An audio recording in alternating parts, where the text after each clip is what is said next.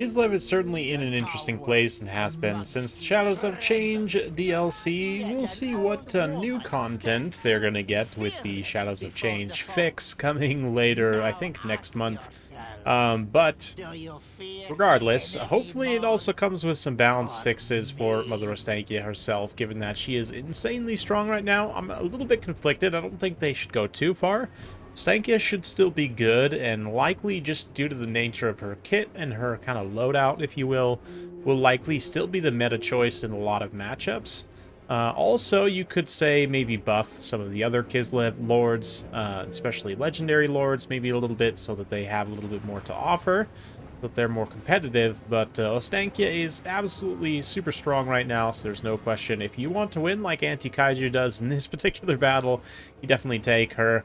Got some armored Cossars as well, and 4 things in the woods, including the Regiment of Renown, Mordheim Beowulfs, who of course remove healing, which will be relevant against the Rev Crystal here of the Lizardmen they're up against. We've also got some Cossite Dervishes on the one side, and a Heavy War Sled squad with Patriarch for healing on the other side. As for the Lizardmen, the Metal Slan is seen here once again. Big fan of this edition myself, and it definitely seems quite powerful from what I've seen. Got some feral old ones here, mixed in with Ripperdactyls in the back line, including Clossodon Hunters, Skink Cohort with Javs, with some Skink Skirmishers for a nice wide build. So the idea here is just to saturate with bodies, I would imagine, and try and buy as much time as possible for the Slan to just nuke down everything that moves that vaguely resembles a bear. Anyway, let's get things rolling as the Bariots skirmish away on this side. They're going to pull the Feral Cold Ones out of position and pour some shots there into the Colossodon Hunters up in the sky. Nice high-value target to kind of pick some HP away from Ostankya, showing her power immediately charging through as a chariot. Of course, her ranged attack is also very strong.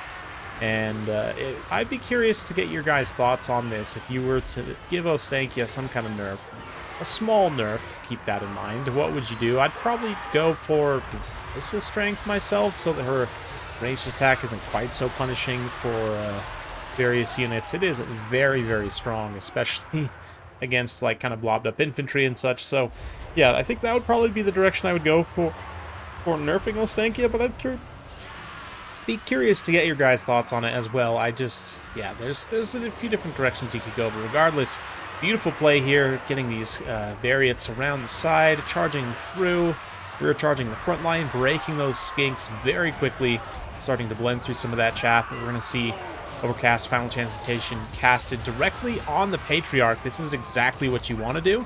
Patriarch is 100% the most high-value target here, and in fact, I almost, in this matchup, might consider taking a couple of the skink heroes on the Pterodons, even though I'd have to look at their cost. I want to say, we'll check that after the fact. It might be reasonably expensive, but given their single target damage, they can kind of just keep pressure on the Patriarch the whole time. It's like right there, that was a good amount of burst damage. Obviously, did a lot to him, did a lot to a couple of units of the Chariots. But then you see like there's this blob of these things in the woods forming as well, and there's just so many different areas you could be using that Final Transmutation to good effect. But if you had some other kind of pressure for the Patriarch, perhaps, could kind of work him down over time. I don't know. You don't see the skink heroes, what are they, the skink chiefs, super often these days. At least I don't in the replays that I've seen of Lizardmen, which granted, I haven't seen a ton of Lizardmen replays recently. I will say overall, though, I've just been getting a ton of replays. Like, over the past month, honestly, I've got 2 months, I would say. Is it really since like end of November, beginning of December, up until now, I've gotten just loads and loads and loads of replays. Land battle scene is absolutely thriving right now. You guys, especially on the Vermin League ladder, are just having an absolute blast, sending me tons of awesome battles. So I really appreciate everyone. You see a lot of the names repeated because those are the people who are really passionate and enjoy playing multiplayer, but I've been seeing some new names mixed in there as well. We've got some replays from them coming up later on, and to those newer players, if you're still watching at this point, I would just gently remind you, it can take sometimes up to a couple weeks before you submit a replay, even a month sometimes, honestly. given, you know, kind of the replay schedule. Like, I try and vary the faction selection up a decent amount so that I'm not just showing the same factions all the time, although sometimes it ends up kind of playing out that way, if I want to focus on a faction or for whatever other reason. Anyway, yeah, it can take me some time to get through all those replays, and especially like right now where I've been getting tons of really awesome replays. I'm honestly considering doing some community replay streams because I just have so many good ones to get through. I can't get them all in daily videos unless I want to go back to doing 2 videos a day, which I did for a little bit of time. I don't know if it's 100% worth it necessarily. I don't know. You guys let me know down in the comments below. Should I do replay streams? Should I do just 2 videos a day? Hard to say. Regardless, taking a look, I've just been following those Bariots around because they've just been marauding about in infantry. Not a lot of high mass units for the Lizardmen to stop them, which is pretty unfortunate. That said, Lizardmen player here is doing a good job keeping the Slaawn in relative safety and kind of keeping, regrouping these units coming back from out. There's still a lot of ammunition on a lot of these different skink units, so if they can get in there and get some shots down range into the things, they will be able to work them down pretty quickly. The biggest issue by far is going to be the heavy war sleds plus the Patriarch, but of course if you can get rid of the Patriarch and get the healing get the healing off the field, that will obviously be a big help in getting rid of the Bariots. But they are absolutely still, always have been in Warhammer 3 and even still to this day, very strong unit. Heavy war sleds now, was light war sleds, of course, originally, but they are a very cool unit as well. Some people don't like the visuals 100%. I kind of understand. The Enchanted Ice is not for everyone. Sometimes I wish they just had regular Sled Runner too, but I honestly don't totally hate it, given it's a fantasy situation. But there you go. Final Transmutation upgraded is going to nuke the Patriarch. Yeah, Anti-Kaiju wisely gets all of his other units out, which means that the Overcast might have been a little bit wasted there in terms of the extra winds of magic, but still getting rid of the Patriarch super important. That said, the balance of power is starting to grind, and in the time it's taking to you know, get rid of him and now to get the cooldown of Final Transmutation back, right? If we take a look here, it's a 54-second cooldown, so you've got to survive a little under a minute. Whoops, not that. Without capitulating here and getting killed by army losses, which not guaranteed at this point. Lizardmen, again, are quite spread out. They're having major leadership issues due to their build relying a lot on skinks. Many, many low leadership skinks who are just not up to snuff when it comes to holding their ground, but there you go.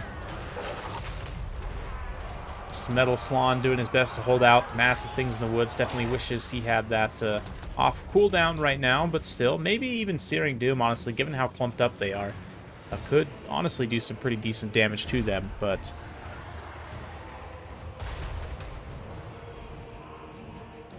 yeah, things are looking pretty grim for the Lizardmen.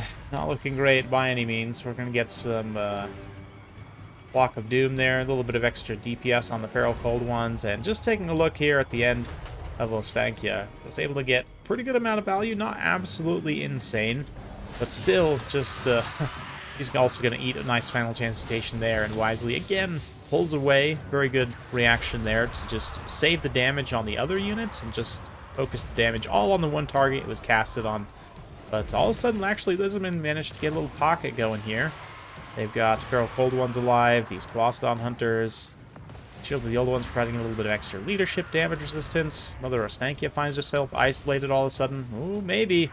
All of a sudden, things are looking a little dangerous for Kislev. But given how weak their forces are, I think it's largely false hope. We'll see. Yeah, nice Flock of Doom, some volleys from the war sleds there. The gunners on the back actually shattering, routing off a number of these units here. So, yeah, looks like it's pretty much done, but be curious to get your guys' thoughts again. I think, in my opinion, I don't know, Kislev's leadership, their lords, and yeah, I'm not really sure, to be honest. I guess you could tell by the tone of my voice. Like, I think Ostankya probably needs some nerfs combined with maybe some buffs to other, especially legendary lords. Like, Katarine's just kind of there. I mean, she has some stuff going for her, but I definitely think that maybe they could give her some kind of spell mastery, or I don't know, maybe revamp her abilities or items in some way to make her a little bit stronger, or there's always just straight up stat buffs. It's hard to say. But, yeah, if I think through the other Kislev lords, there's really not a lot anyone else who really offers the same kind of upside as Ostankya. Yeah, I mean, what's his name?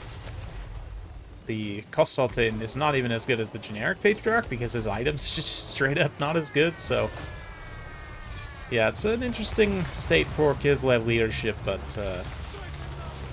certainly if you have access to Ostankya, you want to win with Kislev, she is absolutely your best choice to win right now in pretty much every matchup. Maybe someone can correct me. Maybe there's a handful where you would want Boris. I really think, though, anything that Boris warrants fighting in melee, probably going to be fine just getting shot to death by Kislev stuff. I don't know. Anyway. Yeah, good job by Anti-Kaiju there, though, pulling out the win. Great job with especially the heavy war sleds. It's a pretty classic chariot micro to keep them alive and, you know, keep the Patriarch with them as much as needed, but then also to run the Patriarch away at the right time as he gets absolutely turned into a giant metal statue by the Slon, who manages to outvalue Ostankya. So, I don't know, maybe I just have bias against Ostankya because her DLC was so poorly received. And that is absolutely possible, I will fully admit. But things in the woods are also pretty strong. Can be pretty fragile, though, so I think they're probably fine where they're at. In terms of, like, Kislev's power level, it's a little bit hard for me to assess right now. I think I'd probably put them, with Ostankya, probably close to S tier, maybe, if you play your cards right. Certainly it seems that they are very, very tough to kill.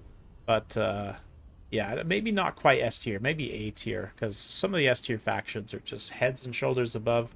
I think maybe not, we'll see. I haven't really thought that much about it, to be honest, in terms of the tier listings, other than a handful of factions being just insanely strong. Zinj certainly being one of them with Kairos right now. Cathay also. Even though you don't see them played very much, they are still quite strong. Anyway, that's it for today. Hopefully you guys enjoyed that. Great job by both players, honestly. Lenorm played it as best he could.